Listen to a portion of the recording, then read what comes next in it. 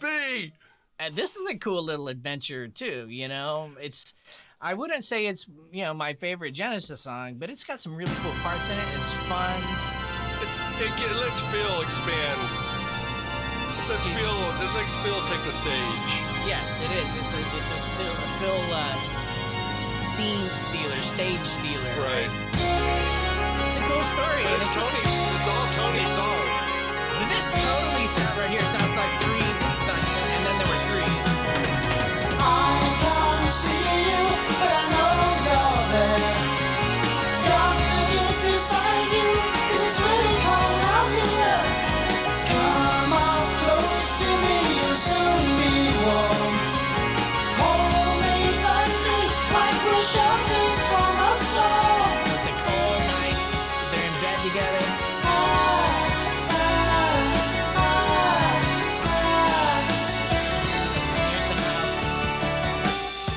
I might go out for a stroll. You can see Philip on stage, like into the night and out of this hole.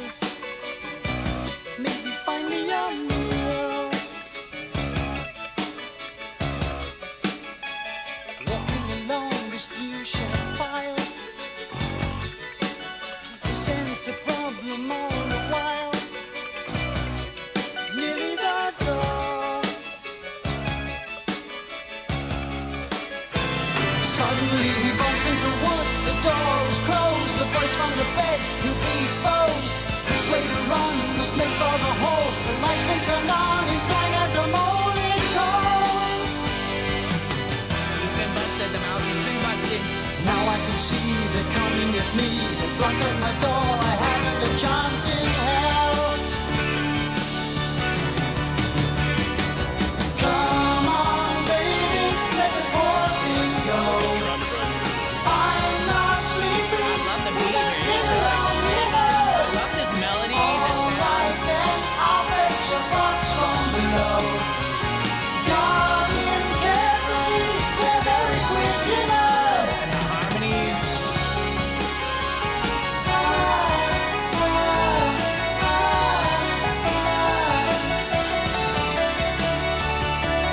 The door's been opened, my chance to escape. You never get the time here. Must run out quick, but it's already late. I'm out on the stairs. It goes to 5 on that right there. 5, 1, Now there it is. I've been running the house Can't tell now. if keyboard or guitar. I'll make it downstairs and into the bread bin. That would be nice. Suddenly he bumps into fire that's very unwise. It carries much quicker than men in their eyes. The chase that ensues can have only one end. Unless outside help steps in for our friend in need. Now a cat. But now the cat comes in for the kill.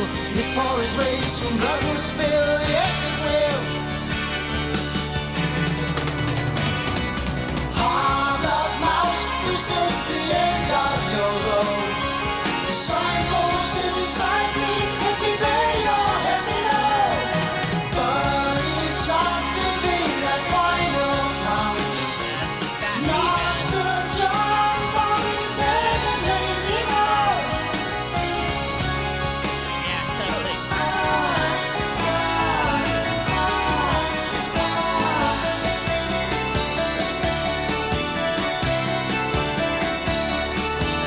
But it's all in our noses now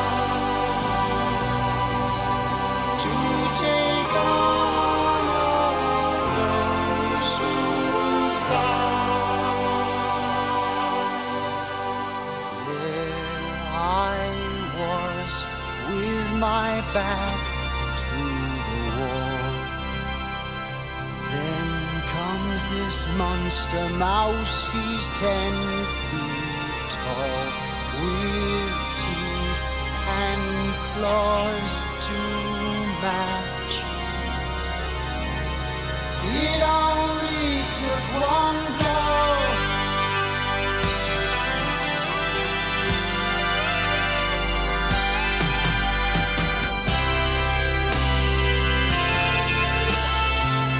So it's the same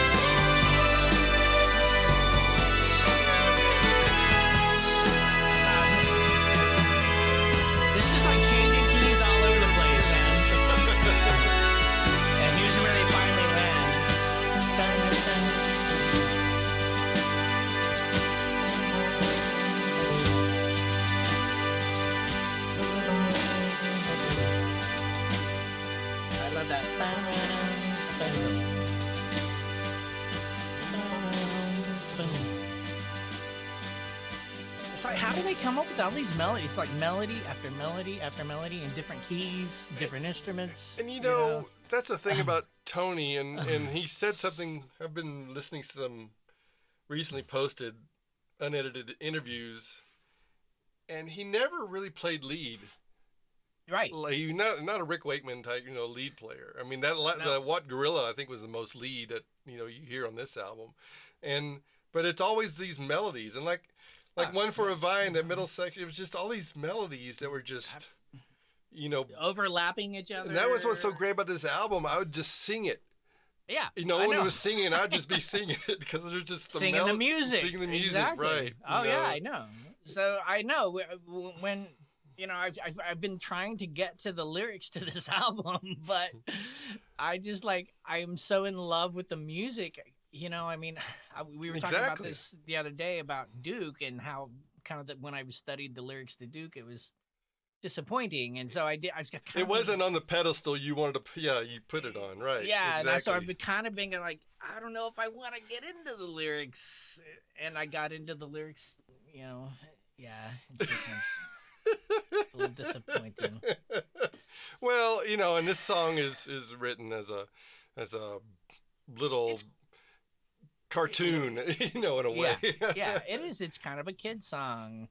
It is. It's kind of the first really Genesis kid song. And Tony, Tony went on to write, work on, soundtrack and write more orchestral things and all. And I could see him. I'm curious why he didn't get into more soundtrack writing. I know he was so busy with Genesis and stuff, and he did do solo albums. But I remember us back in the day talking about that. He is such a orchestral. He's got that orchestral ability. But he tells stories too. So he's a natural in telling stories with his music, his compositions. Yeah, exactly. His orchestrations and this song, One for the Vine, those stories, So I agree. I'm kind of surprised that he never got into soundtracks. Like a little bit more, yeah. Well, do we want to talk any about David Renjeaux? Sure. Yeah, he was there. He was their guy, man. He was there in the studio, just actually keeping things just flowing, and he had a compositional background too, and electronics and stuff like that. That's right. He had his own. He had some of his own albums, right? Didn't he? Right. I mean, some. But they actually did this. They did this over in Holland, in the Netherlands. That's right. Yeah. Yes, Relight Studios in Hilverenbeek. Good. I'm glad you said that. Hilverenbeek, Netherlands.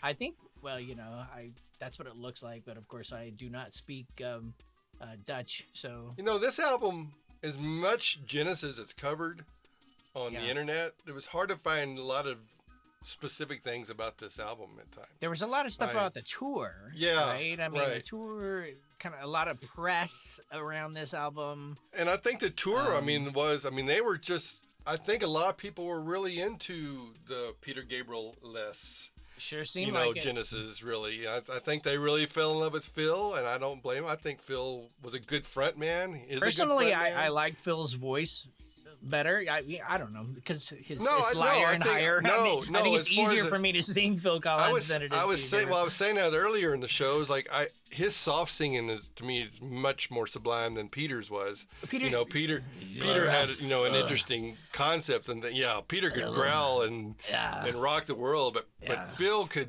And those harmonies you were talking about a while ago, I know. Yeah, Phil and his harmonies. Like one of my favorite parts of the album, even though All in the Mouse's Night isn't maybe their favorite song, but right when they go, All in the Mouse's Night, that's just beautiful, man. Yeah, totally. Oh, I know.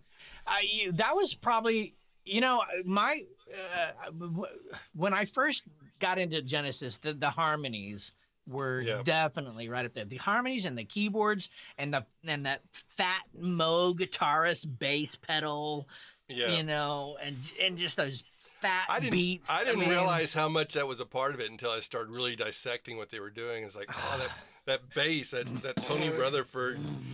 And that was another thing that Banks said. Tony Rutherford, Mike Rutherford. Yes. One thing that Tony Banks said about Mike was that he was just such a great rhythm player, and bass just brought the whole. Oh my God, that. To Tony's composition, or when they work together, they just work off each other so well because they were just in tune with where to go with the sections and where to go with the fill-in and everything. Well, I mean, they were Mike and Tony were part of the original Genesis. Yeah. Right? No, it was him, and it was Tony and Peter and Mike and Anthony Phillips. Phillips. Right. That was the ant. That was. Have you ever heard any Anthony Phillips stuff that he did? You have mentioned Anthony Phillips before, and I have not. I don't think. I heard some of it. I heard some of it the other month, and I was pretty impressed. In fact, Tony Banks has said when Ant, they called him Ant, when he left the band, that was a big blow. Loss, a big blow compositionally, and to the band and everything. It'd been interesting to see what he would have done, in there with them longer. I think he had some anxieties, and he also got real sick too there for a while. In fact, his whole sickness kind of led him to kind of reassess what he was doing, and he actually got into composition more. He got into classical composition more and all that stuff in his time off, and so these couple of albums, or the album that I heard afterwards was really well. You could hear his Genesis ties, and how that really fit in and everything, and it sounds really good. So anyway, that was about Anthony Phillips.